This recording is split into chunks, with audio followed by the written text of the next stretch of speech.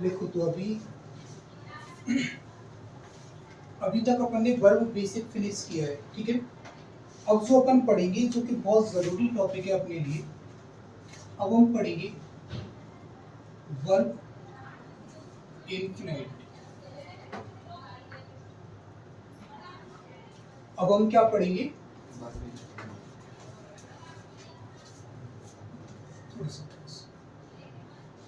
वो verb basic था, अब हम पढ़ेंगे वर्ब एडवांस।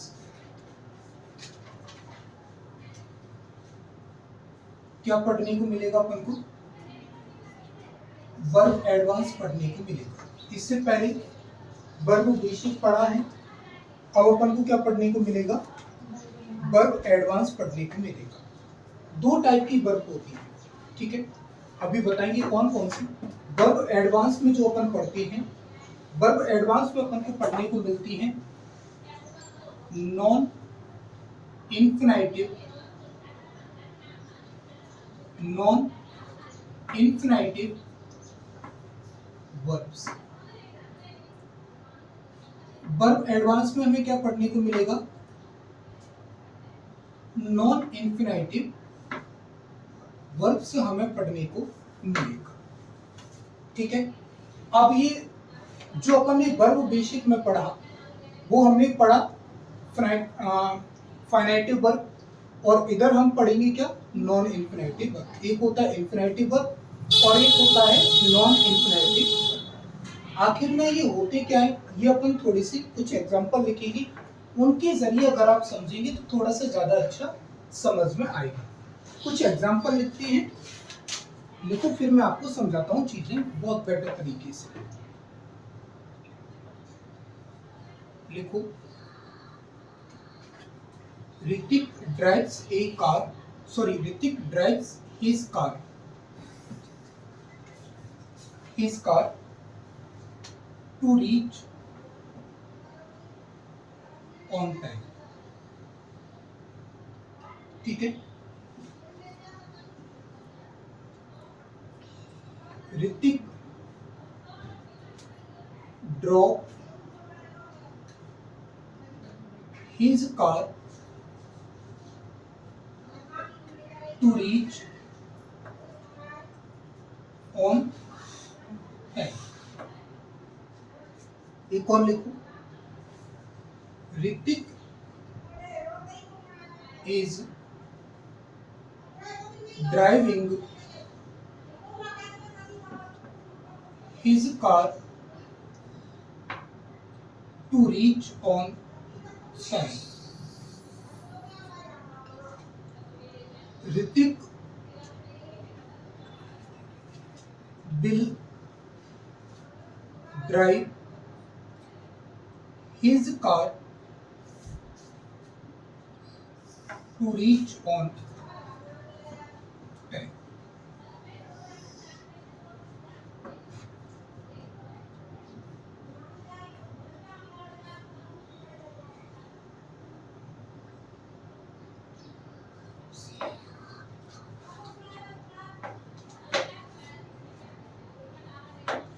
चलो लिखो,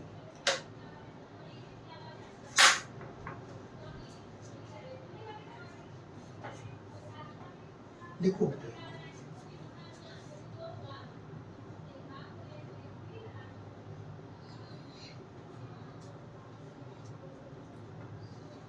ये कुछ एग्जाम्पल हैं, जिन एग्जाम्पल के जरिए हम नॉन फाइनाइट वर्ब को समझने की कोशिश करेंगे। क्या होता है? नॉन फाइनाइट होता है। एक होता है फाइनाइट और एक होता है नॉन फाइनाइट।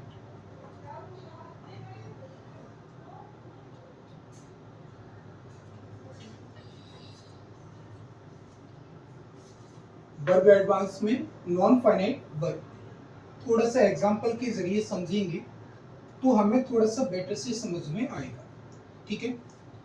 लिखो जल्दी से। हो गया। दो चीजें अपन समझने का कोशिश करते हैं। दो वर्ब निकाली है अपन ने।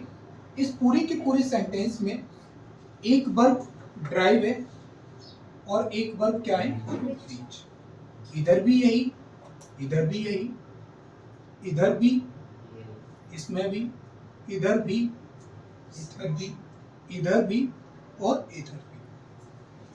अब आप यहां देखोगे ना तो ऋतिक ड्राइव्स है, Hrithik drives his car to reach on time. यहां ऋतिक कैसा है, सिंगुलर है, इसीलिए ऋतिक के सिंगुलर होने की वजह से प्रेजेंट इंडेफिनिट में हमें क्या लिखना पड़ा, ड्राइव्स लिखना पड़ा। और सामने जाकर के क्या लिखते हैं, टू रीच लिखते हैं। फिर कह रहा है कि ऋतिक ड्रॉप, ये क्या है, यहाँ V2 है, his car to reach on time. Hrithik अपनी कार समय पर पहुंचने के लिए चलाता है। ऋतिक अपनी कार, ऋतिक ने समय पर पहुंचने के लिए अपनी किसको चलाया, कार को चलाया। ऋतिक इज ड्राइविंग, अब यहाँ सिंगुलर है, ये सिंगुलर होने की वजह से प्रेजेंट कंटिन्यूअस के टेंस में यहाँ ड्राइव की जगह क्या हो गया, ड्राइविंग हो गया। His car to reach on time. फिर आपको पढ़ने को मिला कि ऋतिक विल ड्राइव। अब पहले ड्राइव था, ड्राइव्स था, फिर ड्रॉप हुआ, फिर इज ड्राइविंग हो गया। और अब आपको क्या देखने को मिला, विल ड्राइव देखने को मिला। क्या देखने को मिला, विल ड्राइव देखने को मिला। क्या देखने को मिला, विल ड्राइव। तो ये जब फ्यूचर का टेंस हुआ तो फ्यूचर का टेंस होने की वजह से इसमें क्या लगा, विल से लगा, साथ में क्या लगा, ड्राइव लगा। और यहाँ टू रीच का क्या रहा, टू रीच ही रहा, ठीक है। लेकिन जब इधर दे लगा तो इधर खाली क्या रह गया, B1 रह गया। क्या रह गया, B1 रह गया, टू रीच ऑन टाइम। अब आप एक चीज देखने की कोशिश करेंगे कि ये जो ड्राइव्स हैं, ड्रॉप है, इज ड्राइविंग है, विल ड्राइव है और खाली क्या है, ड्राइव।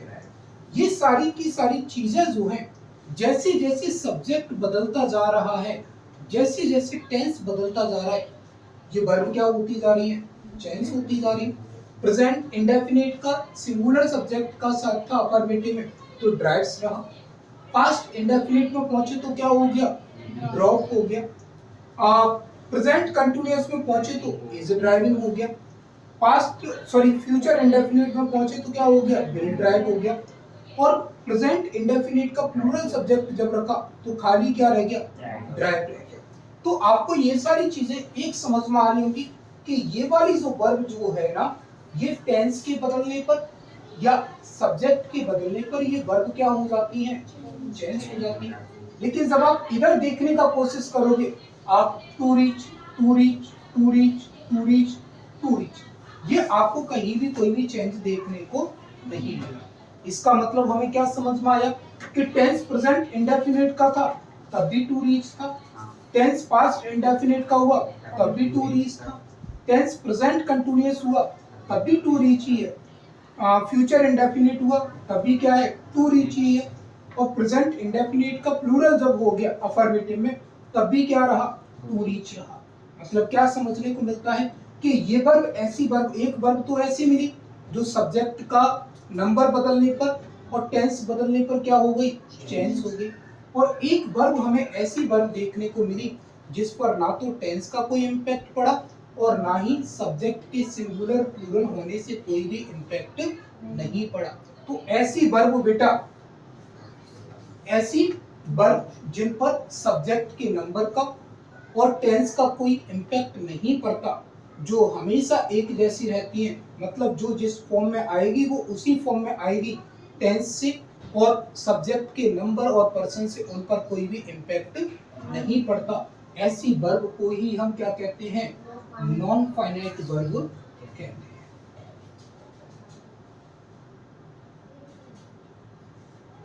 ऐसी वर्ब को ही हम क्या कहते हैं, नॉन फाइनाइट वर्ब कहते हैं। तो फिर इन वर्ब को हम क्या बोलते हैं, तो ऐसी वर्ब जो किसके अकॉर्डिंग बदल जाती है बेटा, सब्जेक्ट के नंबर के अकॉर्डिंग, सब्जेक्ट के पर्सन के अकॉर्डिंग या टेंस के अकॉर्डिंग जो वर्ब बदल जाती हैं, उन वर्ब को हम क्या बोलते हैं, फाइनाइट वर्ब्स बोलते हैं। क्या बोलते हैं, फाइनाइट वर्ब्स। बात बराबर समझ में आ रही? तो अगर कोई अब आपसे पूछना चाहे कि बताओ नॉन फाइनाइट वर्ब क्या होती हैं, तो हम बोल सकते हैं कि ऐसी वर्ब जिन पर सब्जेक्ट के नंबर का, नंबर मतलब सिंगुलर प्लूरल, सब्जेक्ट का पर्सन मतलब फर्स्ट पर्सन है तो क्या होगा, सेकंड पर्सन है तो क्या होगा, थर्ड पर्सन है तो क्या होगा, इससे इन्हें कोई लेना देना नहीं है। जो जैसी होती हैं उनका यूज वैसे ही होता है। तो ऐसी वर्ब जिन पर सब्जेक्ट के नंबर का, सब्जेक्ट के पर्सन का और टेंस का कोई इम्पैक्ट नहीं करता, उन वर्ब को ही हम क्या बोलते हैं, नॉन फाइनाइट वर्ब बोलते हैं। तो आप डेफिनेशन क्या लिख सकते हो, लिखो इसकी डेफिनेशन थोड़ी सी।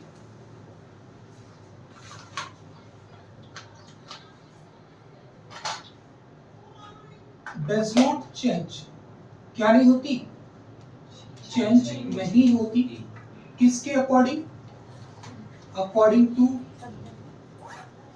टेंस, ठीक है,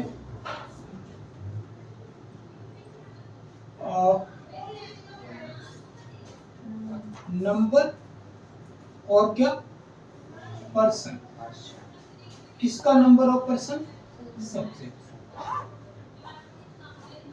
तो ऐसी वर्ब, जो वर्ब सब्जेक्ट के नंबर और person, number singular plural, person first person second person third person. जैसे यहाँ ऋतिक क्या था, क्या कर रहे हो, बैठ जाओ भाई, वहीं बैठ जाओ। यहाँ आपको क्या देखने को मिला, ऋतिक देखने को मिला, तो ऋतिक के साथ यहाँ क्या हो गया, बिल हो गया।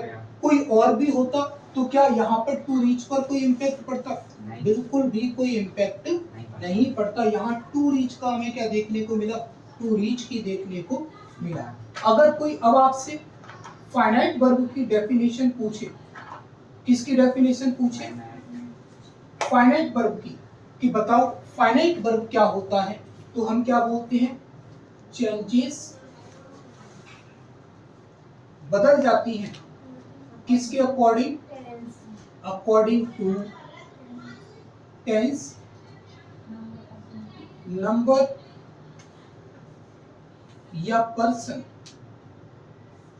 किसका, और सब्जेक्ट। जो सब्जेक्ट के नंबर और पर्सन के अकॉर्डिंग बदल जाती हैं, उन वर्ब को ही हम क्या बोलते हैं, फाइनाइट वर्ब बोलते हैं। और जो सब्जेक्ट के नंबर, पर्सन और टेंस के अकॉर्डिंग नहीं बदलती, उन्हें हम क्या बोलते हैं बेटा, नॉन फाइनाइट वर्ब बोलते हैं।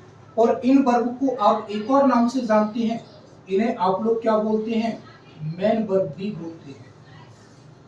क्या बोलते हैं इन्हें हम, मेन वर्ब भी बोलते हैं। किसको, फाइनाइट वर्ब।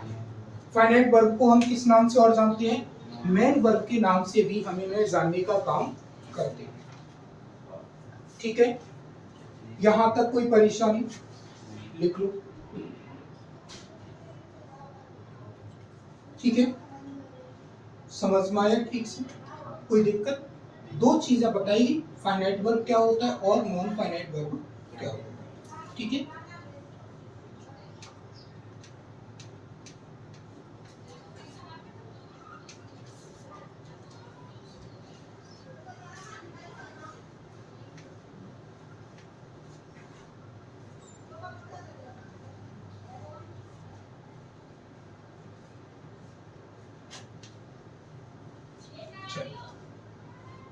अब हम समझते हैं नॉन फाइनाइट वर्ब के टाइप्स। क्या समझने का काम करेंगे हम, नॉन फाइनाइट वर्ब के टाइप। तो जो नॉन फाइनाइट वर्ब जो होती है ना बेटा, इसके तीन टाइप होते हैं। कितने टाइप होते हैं, तीन। अगर हम पहली टाइप की बात करते हैं, किसकी टाइप बात करें हम, पहली टाइप की, तो नॉन फाइनाइट वर्ब का पहला टाइप जो होता है, जिसे हम इंफिनिटिव के नाम से जानते हैं। किसके नाम से जानते हैं, इंफिनिटिव के नाम से हम जानते हैं। ठीक है, ये बहुत जरूरी टॉपिक है बेटा आप सबके लिए। नॉन फाइनाइट वर्ब का पहला टाइप क्या होता है, क्या होता है, इंफिनिटिव। अगर मैं इसकी दूसरी टाइप की बात करूं, तो इसका दूसरा टाइप होता है बेटा जीरेंट। क्या होता है? जीरो। नॉन फाइनाइटिव वर्ब का दूसरा टाइप क्या है? जीरो। पहला टाइप इन्फिनेटिव, दूसरा टाइप क्या? जीरो।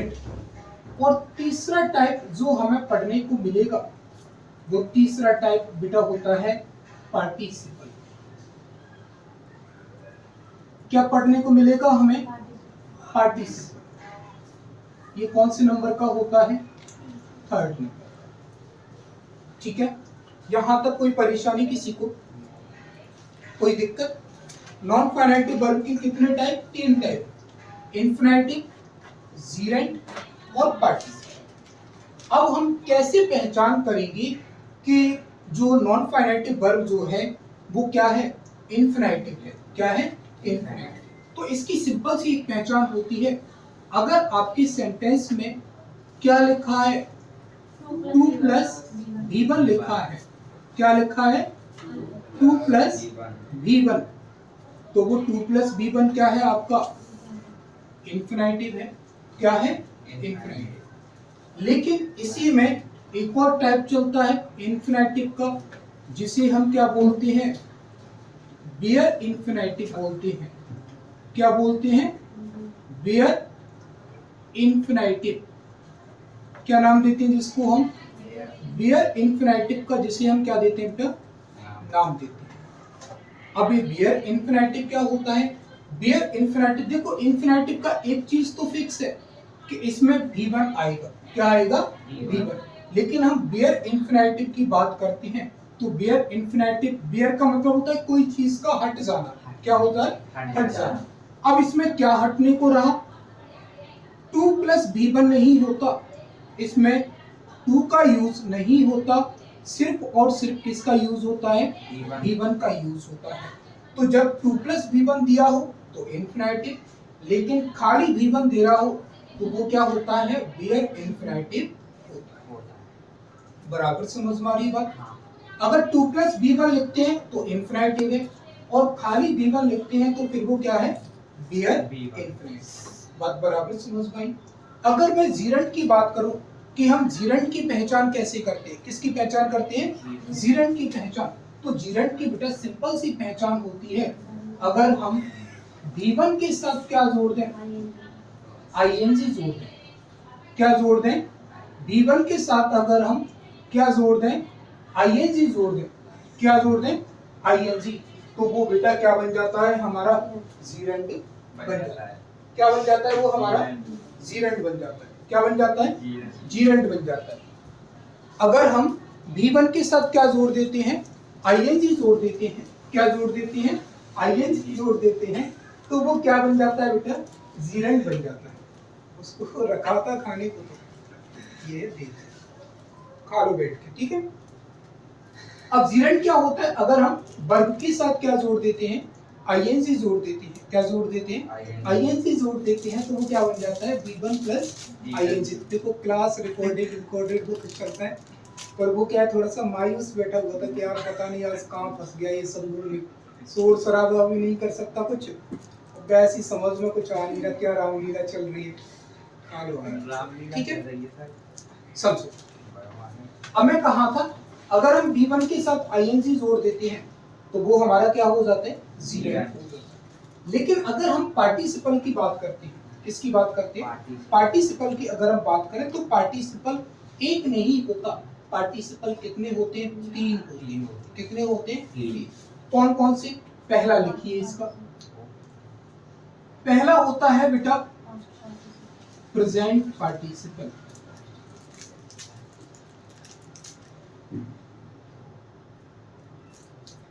पहला कौन सा होता है? Present participle. सबकी पहचान बताएं आपको। दूसरा होता है पास्ट पार्टिसिपल। क्या होता है? Past participle. और तीसरा होता है बेटा परफेक्ट पार्टिसिपल। एक दिन मैंने किसी की क्लास में बताया था ये चीज। बताया था तभी तो। देखो पार्टिसिपल कितने हो गए? 3 पार्टिसिपल हो गए। एक प्रेजेंट पार्टिसिपल, एक पास्ट पार्टिसिपल और एक कौन सा परफेक्ट पार्टिसिपल। अब हम कैसे पहचान करेंगे कि पास्ट पार्टिसिपल कौन सा है, कौन सा, कैसे पहचान करेंगे कि पास्ट पार्टिसिपल कैसा है। तो हम इतना सा याद रखें कि अगर V1 के साथ क्या जोड़ दें, आईएनजी जोड़ दें, क्या जोड़ दें, आईएनजी जोड़ दें, तो वो क्या बन जाता है, प्रेजेंट पार्टिसिपल बन जाता है। क्या बन जाता है, प्रेजेंट पार्टिसिपल। अब आप लोग तो ये कहोगे कि गुरुजी 1 मिनट पहले ही तुम ये बता के आ रहे हो कि जीरेंट क्या होता है, जीरेंट भी क्या होता है, V1 के साथ क्या जोड़ दें, आईएनजी जोड़ दें तो जीरेंट होता है। और अब तुमने दोबारा से आकर के ये अलग रायता फैला दिया कि प्रेजेंट पार्टिसिपल भी क्या होता है, V1 के साथ आईएनजी जोड़ दें तो वो क्या होता है, प्रेजेंट पार्टिसिपल। ये क्या रायता फैला दिया गुरुजी आपने, ये रायता, इस रायते को भी अपन समेटने का काम करेंगे कि आखिर कैसे हम डिफाइन करें कोई चीज को, कि कोई चीज जीरेंट है कि नहीं है, या कोई चीज पार्टिसिपल है कि नहीं है। ये दोनों अपन को डिस्कस करने पड़ेंगे। अगर मैं बात करूं किसकी, पास्ट पार्टिसिपल की, किसकी बात करते हैं, पास्ट पार्टिसिपल। तो पास्ट पार्टिसिपल क्या होता है, अगर हम V3 लिखते हैं, क्या लिखते हैं, V3 अगर हम लिखते हैं तो वो हमारा क्या होता है, पास्ट पार्टिसिपल का काम करता है। किसका काम करता है, पास्ट पार्टिसिपल का। लेकिन अगर मैं परफेक्ट पार्टिसिपल की बात करूं, किसकी बात करूं, परफेक्ट पार्टिसिपल, तो परफेक्ट पार्टिसिपल क्या होता है, देखो V3 तो लगना ही लगना होता है, लेकिन अगर मैं V3 से पहले बेटा हैविंग और लगा दूं, क्या लगा दूं बेटा, हैविंग लगा दूं, तो फिर वो क्या बन जाता है, परफेक्ट पार्टिसिपल बन जाता है। तो पूरा इंफिनिटिव ये सब होता है। इस पूरे के पूरे नॉन इंफिनिटिव वर्ब में हमें इतना सब कुछ पढ़ना पड़ता है कि एक तो टाइप इसका इंफिनिटिव होता है, दूसरा टाइप इसका जीरेंट होता है, तीसरा टाइप इसका क्या होता है, पार्टिसिपल होता है। अगर हम इंफिनिटिव को समझने की बात करते हैं तो इंफिनिटिव क्या होता है, 2 प्लस V1 लगा हो तो वो इंफिनिटिव होगा। लेकिन अगर खाली V1 लिखा है तो वो इंफिनिटिव नहीं, क्या है, बेयर इंफिनिटिव। बात बराबर समझ में आ रही है आपको। अगर हम जीरेंट की बात करते हैं तो जीरेंट में V1 के साथ क्या लगाते हैं, आईएनजी लगाते हैं, क्या लगाते हैं, आईएनजी। और अगर हम पार्टिसिपल की बात करते हैं, किसकी बात करते हैं, पार्टिसिपल की, तो पार्टिसिपल 3 टाइप होते हैं, किसी एक से इसको डिफाइन नहीं किया जा सकता। प्रेजेंट पार्टिसिपल होता है, पास्ट पार्टिसिपल होता है, और क्या होता है, परफेक्ट पार्टिसिपल। अगर मैं V1 के साथ आईएनजी जोड़ देता हूं तो प्रेजेंट पार्टिसिपल बन जाता है, और अगर मैं डायरेक्ट V3 लिखता हूं तो पास्ट पार्टिसिपल होता है, और अगर मैं V3 से पहले क्या और लगा देता हूं, हैविंग लगा देता हूं तो बेटा वो क्या हो जाता है, परफेक्ट पार्टिसिपल हो जाता है। चलिए लिखो इतना सा फटाफट से। तो है वो सर हो गया।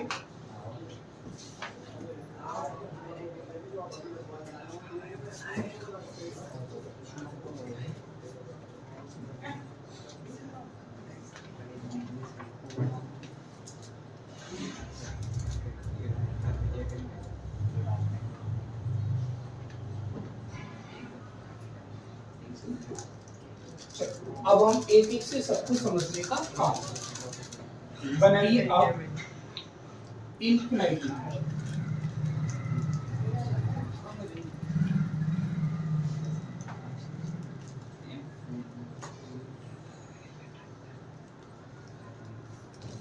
क्या बनाने का काम करेंगे हम, इंफिनिटिव का काम करेंगे। किसका काम करेंगे, इंफिनिटिव का हम क्या करेंगे, काम करेंगे। ठीक है। अब इंफिनिटिव होता क्या है, इतनी सी बात अगर हमें समझ में आती है तो 2 प्लस V1 को ही हम क्या बोलते हैं, इंफिनिटिव बोलते हैं। क्या बोलते हैं, इंफिनिटिव बोलते हैं। किसको, 2 प्लस V1। ठीक है। अब ये किसकी तरह काम करेगा, नाउन की तरह काम करेगा, और नाउन भी कैसा, वर्बल नाउन की तरह काम करेगा। वर्बल नाउन, एक होता है वर्बल नाउन और एक होता है नॉन वर्बल। एक वर्बल और एक नॉन वर्बल। ठीक है, समझते हैं। अब कोई भी जो नाउन जो होता है ना, कोई भी नाउन, वो नाउन कितने काम करता है? समझो, नाउन आखिर क्या क्या काम कर सकता है? कोई जो नाउन जो होता है ना, वो एक बार तो किसका काम करेगा? सब्जेक्टिव केस का। मतलब नाउन किसकी तरह काम कर सकता है? सब्जेक्ट का काम कर सकता है। किसकी तरह काम कर सकता है? सब्जेक्ट की तरह। अगर हम उसी नाउन की बात करना चाहें तो वो नाउन किसकी तरह काम कर सकता है? ऑब्जेक्टिव केस की तरह काम कर सकता है। किसकी तरह काम कर सकता है? ऑब्जेक्टिव केस की तरह।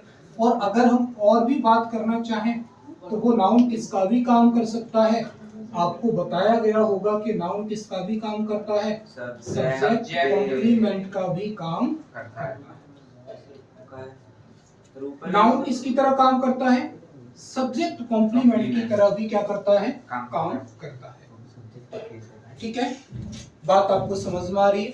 एक नाउन कितनी तरीके से बिहेव करता है? सब्जेक्ट की तरह बिहेव करता है, ऑब्जेक्ट की तरह बिहेव करता है, और किसकी तरह बिहेव करता है? सब्जेक्ट कॉम्प्लीमेंट की तरह भी बिहेव करता है। अब हम ये कैसे डिफाइन करेंगे कि कब ये सब्जेक्ट है, कब ये ऑब्जेक्ट है, और कब ये क्या है? Subject complement. कुछ एग्जांपल लिखते हैं, फिर शायद अपन को चीजें और अच्छे से समझ में आ जाएगी। चलो, to argue is the to argue is the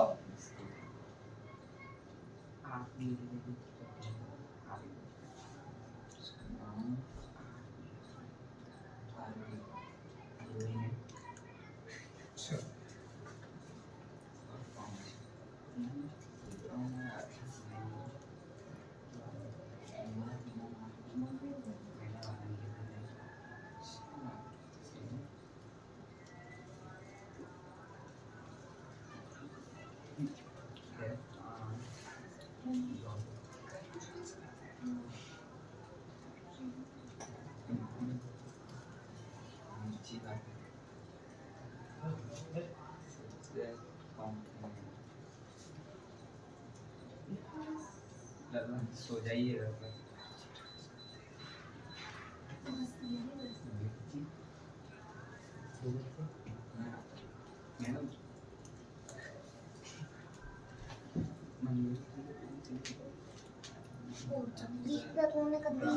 वो तो मन लगी गई भाई ना।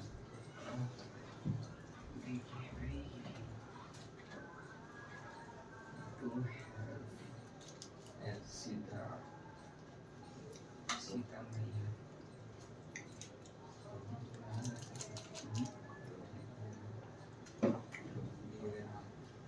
नाम लिखे तो तेरी मर्जी, तू नाम ले दे।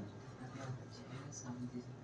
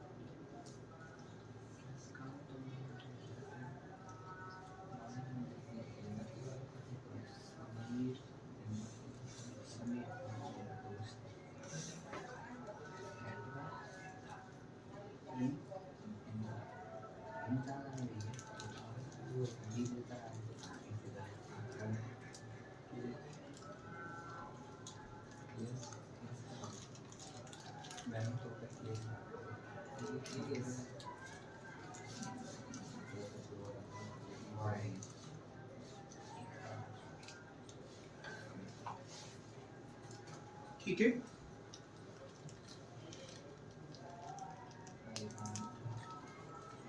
हो गया।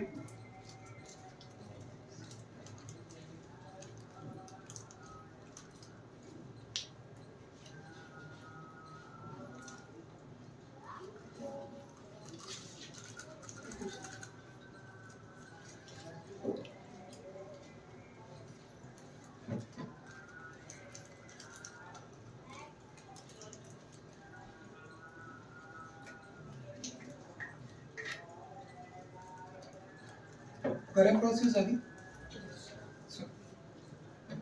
अब सेंटेंस लिखा है कि टू आर्ग्यू, टू आर्ग्यू का मतलब क्या होता है? बहस करना। क्या करना? बहस करना। Is the cause of ignorance. Cause मतलब रीजन होना, कारण होना। किसका कारण है? इग्नोरेंस का। इग्नोरेंस मतलब अज्ञानता का। तो आपने पूछा अज्ञानता का कारण क्या है? क्या कारण है अज्ञानता का? बहस करना। अगर आप बहस करते हैं तो बहस करना ही क्या होता है? अज्ञानता का कारण होता है, क्योंकि आप बहस करोगे तो कुछ सीख नहीं पाओगे। तो आपने पूछा अज्ञानता का कारण क्या है? क्या कारण निकल के आया? कि टू आर्ग्यू। टू आर्ग्यू क्या है? यहां पर सब्जेक्ट है। जो अज्ञानता का जो कारण बनेगा वही कौन रहेगा? आपका सब्जेक्ट। तो अज्ञानता का कारण बनने का काम किसने किया है? बहस बनने का। अब ये क्या हो गया? आपका सब्जेक्ट हो गया। अब ये कोई वर्ब नहीं, ये क्या है? नाउन। क्या है? क्योंकि याद रहे आपको, वर्ब नाउन का काम नहीं करता, वर्ब वर्ब का काम करेगा। सॉरी, वर्ब सब्जेक्ट का काम नहीं करता। अगर वो वर्ब सब्जेक्ट का काम करेगा तो उस वर्ब को क्या बनाना पड़ेगा? नाउन। अब ये किस में आया है? सब्जेक्टिव केस में आया है। अगर हम दूसरी बात करें, आई वांट, मैं चाहता हूं, टू स्लीप, सोना। तुमने पूछा क्या करना चाहते हो? सोना चाहता हूं। तो आंसर क्या मिला? To sleep.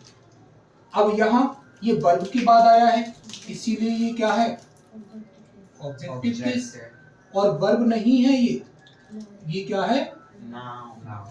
बात बराबर समझ में आ रही है आपको? फिर आई वांट, मैं चाहता हूं, किससे चाहता हूं? रोहन से।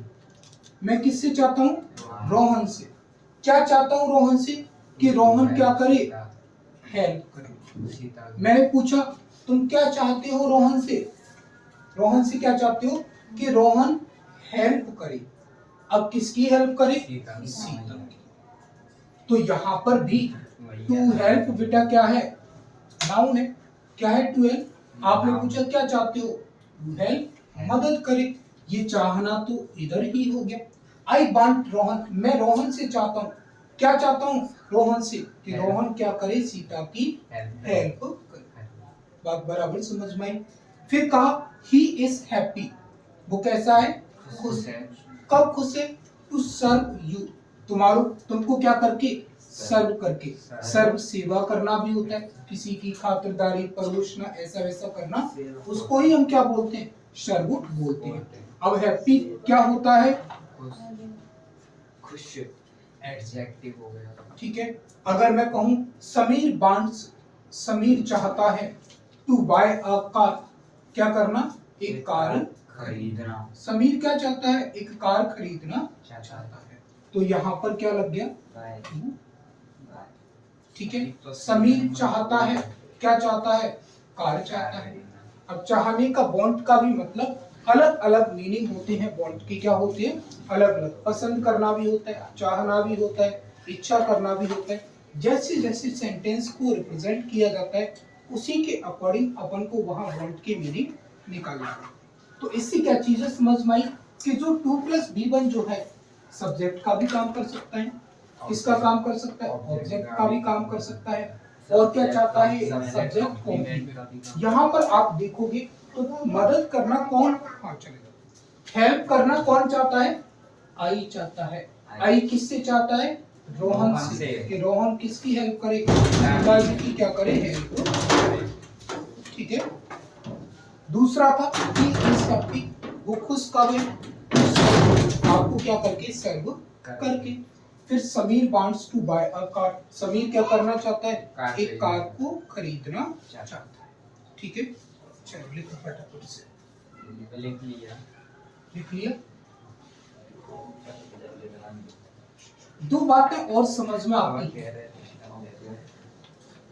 दो बातें क्या समझ में आती हैं कि फाइनाइट वर्ब जो होता है, क्या फाइनाइट वर्ब जो होता है ना, वो क्या होता है? कंपल्सरी होता है। क्या होता है? कंपल्सरी। अगर ये नहीं होगा तो फिर आपका सब्जेक्ट भी आपका सेंटेंस ही फॉर्म नहीं होगा, आप सेंटेंस भी नहीं बना पाओगे। जब तक आपके पास वर्ब नहीं होगी, मेन वर्ब नहीं होगी, तो क्या हम सेंटेंस बना पाएंगे? अगर मान के चलिए मैंने लिखा आई टू रीच, क्या ये सेंटेंस बन पाया? नहीं बन पाया। लेकिन मैंने लिख दिया आई वांट, मैं चाहता हूं, इतना बन सकता है। आई टू रीच कभी भी नहीं बन सकता। इससे हमें क्या मतलब समझ में आता है कि फाइनाइट वर्ब जो होती है ना, वो सेंटेंस में कैसी होती है? कंपलसरी होती है। मतलब इसके बिना आप कोई भी सेंटेंस का फॉर्मेशन तैयार नहीं कर सकते। लेकिन अगर हम किसकी बात करते हैं? नॉन फाइनाइट वर्ब की बात करते हैं। किसकी बात करते हैं? नॉन फाइनाइट वर्ब की बात करते हैं। तो ये बेटा कैसी होती है? ऑप्शनल होती है। ये आपके लिए कंपलसरी नहीं होती। ये आपके लिए क्या नहीं होती? कंपलसरी नहीं होती। नॉट कंपलसरी, ये कंपलसरी नहीं होती। इसका यूज आप किस लिए करते हो? किसी पर्पस के लिए करते हो। पर्पस मतलब कोई उद्देश्य। अब आपने कहा आई वांट टू रीच, आप चाहते तो हैं, लेकिन क्या चाहते हैं आप? पहुंचना चाहते हैं। क्या चाहते हैं? पहुंचना। अब पर्पस में क्या क्या हो सकता है? या तो किसी चीज का कॉज बता सकते हैं। क्या बता सकते हैं? कॉज। या फिर किसी चीज को क्या करें आप? एक्सप्लेन करें। क्या करें? एक्सप्लेन। किसी चीज के बारे में आप थोड़ा सा और ज्यादा डिटेल जानकारी देते हैं, तब भी हम इसी का यूज करते हैं। या किसी पर्पस का क्या बताया जाए, कोई कॉज बताया जाए, कोई रीजन बताया जाए, तो फिर आप किसका काम करते हैं? वहां पर नॉन फाइनाइट वर्ब का काम करते हैं। जैसे मैंने कहा आई ड्राइव माय कार, मैं अपनी कार को क्या करता हूं? ड्राइव करता हूं। ये यहाँ क्या हो गया? कंपलसरी हो गया ड्राइव का। लेकिन अगर किसी को मुझे रीजन बताना हो, क्या बताना हो? रीजन, कि आखिर मैं किस पर्पस से ड्राइव करता हूं अपनी कार को, तो आप क्या बोल सकते हैं? To reach my office. अब आप अपनी कार को कहां के लिए ड्राइव करते हो? अपने ऑफिस जाने के लिए। तो पर्पस क्या है कार को ड्राइव करने का? ताकि आप कहां जा सको? अपने ऑफिस जा सको। तो बात क्या समझ में आती है कि ये कंपलसरी होता है, लेकिन ये कंपलसरी नहीं होता। आप यहां तक रोक सकते हैं, आई ड्राइव माय कार, यहां तक बात बन सकती है। लेकिन आप कभी भी क्या नहीं कर सकते? To reach my office. अपने ऑफिस पहुंचने के लिए अब क्या करते हो? ऑफिस पहुंचने के लिए पहले वो तो बता दो। आपने लिख दिया टू रीच माय ऑफिस, लेकिन क्या करते हो ऑफिस करने के लिए? पहले वो चीज तो हमें मेंशन करनी पड़ेगी कि नहीं करनी पड़ेगी? तो इससे हमें बात क्या समझ में आती है कि जो फाइनाइट जो वर्ब जो होती है ना, वो एक कंपलसरी वर्ब की तरह काम करता है। जबकि नॉन फाइनाइट जो वर्ब जो होती है ना, ये किसकी तरह काम करते हैं? नॉट कंपलसरी वर्ब की तरह काम करती हैं। मतलब इनका होना उतना जरूरी नहीं होता। दूसरा, हमें क्या चीज समझ में आती है कि ये चेंज भी हो जाती हैं। ये क्या हो जाती हैं? चेंज। किसके अकॉर्डिंग? सब्जेक्ट के अकॉर्डिंग। और दूसरा किसके अकॉर्डिंग? टेंस के अकॉर्डिंग। लेकिन अगर मैं नॉन फाइनाइट वर्ब की बात करता हूं, किसकी बात करता हूं? नॉन फाइनाइट वर्ब की, तो नॉन फाइनाइट वर्ब बेटा क्या नहीं होते? चेंज नहीं होते। चाहे वो आप सब्जेक्ट की ही क्यों ना बात करें, चाहे आप टेंस की ही क्यों ना बात करें, लेकिन नॉन फाइनाइट वर्ब चेंज नहीं होते। ये टू रीच का क्या रहेगा? टू रीच ही रहेगा। आप इसको कभी भी टू रीच नहीं कर सकते, टू रीचिंग नहीं कर सकते। लेकिन आप ड्राइव को सब्जेक्ट के अकॉर्डिंग ड्राइव भी लिख सकते हो, ड्राइव्स भी लिख सकते हो, ड्राइवन भी लिख सकते हो, ड्राइविंग भी लिख सकते हो। लेकिन ये सारी चीजें इधर हो सकती हैं क्योंकि ये कैसी वर्ब है, फाइनाइट वर्ब है। लेकिन नॉन फाइनाइट वर्ब में इन सब का अपन यूज नहीं कर सकते। वहां वही होगा जो टेंस के अकॉर्डिंग वहां पर होना है। अगर हम इन्फिनेटिव की बात करते हैं तो इन्फिनेटिव का चीज फिक्स है कि अगर आपको इन्फिनेटिव लिखना है तो कैसे लिखना पड़ेगा, 2+B1 के साथ ही आपको यूज करना पड़ेगा। और इन्फिनेटिव किसकी तरह काम कर सकता है, इन्फिनेटिव एक सब्जेक्ट की तरह काम कर सकता है, इन्फिनेटिव एक ऑब्जेक्ट की तरह काम कर सकता है, सब्जेक्ट कॉम्प्लीमेंट की तरह भी ये क्या कर सकता है, काम कर सकता है। और वर्ब का भी काम कर सकता है। किसका काम कर सकता है, वर्ब का भी ये क्या कर सकता है, काम कर सकता है। इतनी सी बात बराबर समझ में आई, कोई दिक्कत? हाँ चलो पढ़ के देख लो अपना फटाफट से, पढ़ के देखो, मतलब जो कराया है उसको पढ़ के देख लो कि कोई चीज रह तो नहीं गई कराए बिना।